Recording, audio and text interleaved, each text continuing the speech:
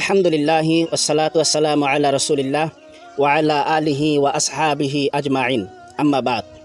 প্রিয় দর্শকবিন্দু, আজ আমি আলোচনা করব আসামের বিখ্যাত সঙ্গীত শিল্পী জবিন গর্গ সম্পর্কে। উনি মুসলিম ছিলেন না, কিন্তু আসামের মানুষের মনে ওনার জন্য আলাদা জায়গা ছিল। তাই ওনার কিছু স্মৃতিচারণ করা যেতে পারে, তবে অবশ্যই ইসলামী শরীয়তের আলোকে। প্রথমে একটি বিষয় পরিষ্কার করা দরকার।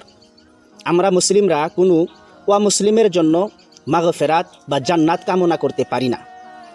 কোনো অমুসলিমের জন্য উনি যেন জান্নাত পায়, উনি যেন মারা গেছে, উনি যেন জান্নাত নসিব হয়, মানে কোনো অমুসলিমের জন্য আমরা মুসলমান হিসাবে তার জন্য মাগফেরাতের দোয়া করা, উনি যেন জান্নাত পায়, এই কথা বলা আমাদের জন্য হারাম। দেখেন, যেটা আমাদের ধর্মে হারাম সেটাকে আমরা করতে পারি না, যেটা আমাদের ধর্মে জায়েজ নাই সেটাকে আমরা করতে পারি না। কোরআনুল কারিমে আল্লাহ মহান রব্বুল আলামিন বলেছেন, বিসমিল্লাহির রহমানির রহিম, মা কানা লিন-নাবী ওয়াল্লাযিনা আমানু আন ইয়াসতাগফিরু লিল মুশরিকিনা ওয়ালাউ কানু উলি কুরবায়া মিন বাদি মা বাইনা লাহুম আন্নাহুম আসহাবুল জাহিম। এটা সূরা তওবার একটা আয়াত, 113 নম্বর আয়াত। এর অর্থ হইল, নবী এবং যারা ঈমান এনেছে তাদের জন্য এটা সীমাচিহ্ন নয় যে তারা মুশরিকদের জন্য ক্ষমা প্রার্থনা করে, যদিও তারা আত্মীয় হয়, যখন তাদের কাছে স্পষ্ট হয়ে গেছে যে তারা জাহান্নামের অধিবাসী। কথাটার দিকে লক্ষ্য করবেন। আল্লাহ কোরআন পাকে বলেছেন যে নবী এবং যারা ঈমান এনেছেন তাদের জন্য এটা সীমাচিহ্ন না, তাদের জন্য এটা উচিত না যে তারা মুসলিমদের জন্য ক্ষমা প্রার্থনা করে, মাগফিরাতের দোয়া করে। এটা উচিত না, যদিও আত্মীয় হয়। এখন একটা উপমা দিয়ে আপনাদের বুঝাই। ধরেন যে আমি মুসলমান, আমার আম্মা গায়ের মুসলিম মুসলিম, অথবা আমার আব্বা মুসলিম গায়ের মুসলিম, অথবা আমার চাচা বা আমার দাদি মুসলিম গায়ের মুসলিম। আমি ঈমান এনেছি, আমি মুসলমান হয়েছি, আমি আমার দাদার জন্য দাদির জন্য দোয়া করতে পারি না, মাগফিরাতের দোয়া করতে পারবো না, কারণ মুসলিমদের জন্য মাগফিরাতের দোয়া করা ইসলামে নিষেধ করা হয়েছে। রাসূলুল্লাহ সাল্লাল্লাহু আলাইহি ওয়াসাল্লাম একটা হাদিসের ভিতরে বলেছেন, এটা মুসলিম শরীফের একটা হাদিস, আস্তাগফিরু লিল মুশরিকিনা ফা ইন্নাহুম লাইসা বাহালিল জালিক। এটা মুসলিম শরীফের একটা হাদিস। মুশরিকদের জন্য ক্ষমা প্রার্থনা করিও না, কারণ তারা এর যোগ্য নয়। তবে কিভাবে আমরা স্মৃতিচারণ করব? কোনো গায়ের মুসলিম, কোনো অমুসলিম ব্যক্তি যদি মারা যায়, কিভাবে স্মৃতিচারণ করব আমরা?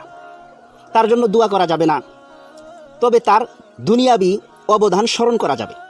তার দুনিয়াদারি অবদান কি করা যাবে? স্মরণ করা যাবে। তার জন্যে মাগফিরাতের দোয়া করা যাবে না, দুনিয়াদারি অবদান স্মরণ করা যাবে। তো জবিন গর্গ উনি আসামের সঙ্গীত জগতে অসাধারণ অবদান রেখে গেছেন। ওনার কণ্ঠস্বর লক্ষ লক্ষ মানুষকে মুগ্ধ করছে। ওনার মাধ্যমে আসামের সংস্কৃতি ভারতের বিভিন্ন প্রান্তে পৌঁছে গেছে। এগুলো স্মৃতিচারণ করলে গুনাহ হবে না, কোনো বেয়াদবি হবে না, ইসলামের শরিয়া অনুযায়ী এগুলা জায়েজ হবে, কোনো গুনাহ হবে না। জবিন গর্গ মারা গেছেন, এটা আমাদের জন্য একটা বড় শিক্ষা, কারণ মৃত্যু সবাইকে স্পষ্ট করবে। মৃত্যুর স্বাদ সবারই গ্রহণ করা লাগবে, মৃত্যু সবারই আসবে। জবিন গর্গ মারা গেছেন, এটা আমাদের জন্য একটা বড় শিক্ষা যে দুনিয়া সবারই ছাড়তে হবে। কোরআনুল পাকে আল্লাহ মহান রব্বুল আলামিন বলেছেন, বিসমিল্লাহির রহমানির রহিম, কুল্লু নাফসিন যায়িকাতুল মাউত ওয়া ইন্নামা তুফুনা আজুরাকুম ইয়াউমাল কিয়ামাহ ফামান যুহজিহি আনিন নারি ওয়া উখিলাল জান্নাতা ফাকাদ ফাউজান ওয়া মাল হায়াতুদ দুনিয়া লিল মাতাউল গুরুর। এটা সূরা আল ইমরান 185 নম্বর আয়াত, যার অর্থ প্রত্যেক প্রাণে মৃত্যুর স্বাদ গ্রহণ করবে এবং তোমাদের পূর্ণ প্রতিফল কিয়ামতের দিনই দেওয়া হবে। যে ব্যক্তি জাহান্নাম থেকে দূরে রাখা হলো এবং জান্নাতে প্রবেশ করানো হলো, সেই সফল কাম। আর দুনিয়ার জীবন্ত ধকার সামান্য ভোগ সামগ্রী ছাড়া আর কিছুই নয়। হাদিসের ভিতরে আরেকটা জায়গায় নবী বলেছেন, আকসারু জিকিরু হাজিহিল লাজাত। এটা তিরমিজি শরীফের একটা হাদিস। তোমরা বেশি বেশি মৃত্যুকে স্মরণ করো, কারণ এটা সমস্ত আনন্দকে ধ্বংস করে। প্রিয় দর্শকবিন্দু, জবিন গর্গ মুসলিম না হলেও আসামের একজন শিল্পী হিসাবে মানুষ তাকে ভালোবাসতো, আমরাও তাকে ভালোবাসি, আমরা তার শিল্পী জীবন ও অবদান স্মরণ করতে পারি। তবে ইসলামের শরীয়ত অনুযায়ী তার জন্য মাগফেরাত বা জান্নাতের দোয়া করতে পারি না। এটা আমাদের ইসলাম ধর্মে জায়েজ নাই অমুসলিমের জন্য মাগফেরাতের দোয়া করা।